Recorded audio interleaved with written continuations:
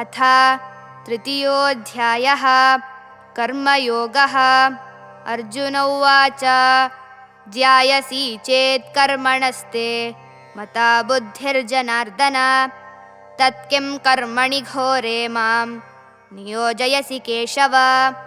व्यामिश्रेणेव वाक्येन बुद्धिं मोहयसीव मे तदेकं वद निश्चित्य येन श्रेयोऽहमाप्नुयाम्। श्रीभगवानुवाच लोकेऽस्मिन् द्विविधा निष्ठा पुरा प्रोक्ता मया नघ। ज्ञानयोगेन साङ्ख्यानां कर्मयोगेन योगिनां। न कर्मणामनारम्भान् नैष्कर्म्यं पुरुषोऽश्नुते न च सन्न्यसनादेव सिद्धिं समधिगच्छति। न हि कश्चित् क्षणमपि जातु तिष्ठत्य कर्मकृत् कार्यते ह्यवशः कर्म सर्वः प्रकृतिजैर्गुणैः। कर्मेन्द्रियाणि संयम्य य आस्ते मनसा स्मरन् इन्द्रियार्थान् विमूढात्मा मिथ्याचारः स उच्यते। यस्त्विन्द्रियाणि मनसा नियम्यारभतेऽर्जुन कर्मेन्द्रियैः कर्मयोगम् असक्तः स विशिष्यते। नियतं कुरु कर्म त्वं कर्म ज्यायो ह्यकर्मणः शरीरयात्रापि च ते न प्रसिद्ध्येद कर्मणः। यज्ञार्थात् कर्मणोऽन्यत्र लोकोऽयं कर्मबन्धनः तदर्थं कर्म कौन्तेय मुक्तसङ्गः समाचर। सह यज्ञाः प्रजा सृष्ट्वा पुरोवाच प्रजापतिः अनेन प्रसविष्यध्वम् एष वोस्त्विष्टकामधुक्। देवान् भावयतानेन ते देवा भावयन्तु वः परस्परं भावयन्तः श्रेयः परमवाप्स्यथ। इष्टान् भोगान् हि वो देवा दास्यन्ते यज्ञभाविताः तैर्दत्तानप्रदायैभ्यो यो भुङ्क्तेस्तेन एव सः। यज्ञशिष्टाशिनः सन्तो मुच्यन्ते सर्वकिल्बिषैः भुञ्जते ते त्वघं पापा ये पचन्त्यात्मकारणात्। अन्नाद्भवन्ति भूतानि पर्जन्यादन्नसम्भवः यज्ञाद्भवति पर्जन्यो यज्ञः कर्मसमुद्भवः। कर्म ब्रह्मोद्भवं विद्धि ब्रह्माक्षरसमुद्भवम् तस्मात् सर्वगतं ब्रह्म नित्यं यज्ञे प्रतिष्ठितम्।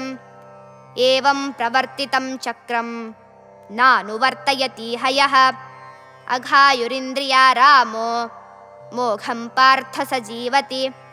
यस्त्वात्मरतिरेव स्यात् आत्मतृप्तश्च मानवः आत्मन्येव च सन्तुष्टः तस्य कार्यं न विद्यते। नैव तस्य कृतेनार्थो नाकृते नेह कश्चन न चास्य सर्वभूतेषु कश्चिदर्थव्यपाश्रयः। तस्मादसक्तः सततं कार्यं कर्म समाचर। असक्तो ह्याचरन् कर्म परमाप्नोति पूरुषः। कर्मणैव हि संसिद्धिम् आस्थिता जनकादयः लोकसङ्ग्रहमेवापि सम्पश्यन् कर्तुमर्हसि। यद्यदाचरति श्रेष्ठः तत्तदेवेतरो जनः स यत्प्रमाणं कुरुते लोकस्तदनुवर्तते। न मे पार्थास्ति कर्तव्यं त्रिषु लोकेषु किञ्चन नानवाप्तमवाप्तव्यं वर्त एव च कर्मणि।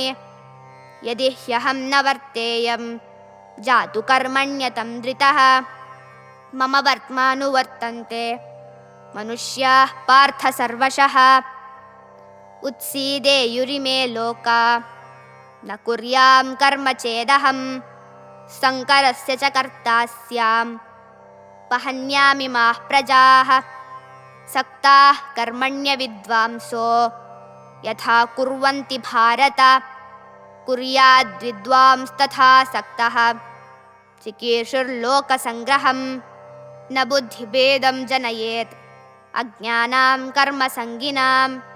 जोषयेत् सर्वकर्माणि विद्वान्युक्तः समाचरन् प्रकृतेः क्रियमाणानि गुणैः कर्माणि सर्वशः अहङ्कारविमूढात्मा कर्ताहमिति मन्यते तत्त्ववित्तु महाबाहो गुणकर्मविभागयोः गुणागुणेषु वर्तन्त इति मत्वा न सज्जते प्रकृतेर्गुणसम्मूढाः सज्जन्ते गुणकर्मसु तान् कृत्स्नविदो मन्दान् कृत्स्नविन्न विचालयेत् मयि सर्वाणि कर्माणि सन्न्यस्याध्यात्मचेतसा निराशीर्निर्ममो भूत्वा युध्यस्व विगतज्वरः ये मे मतमिदं नित्यम् अनुतिष्ठन्ति मानवाः श्रद्धावन्तो न सूयन्तो मुच्यन्ते तेऽपि कर्मभिः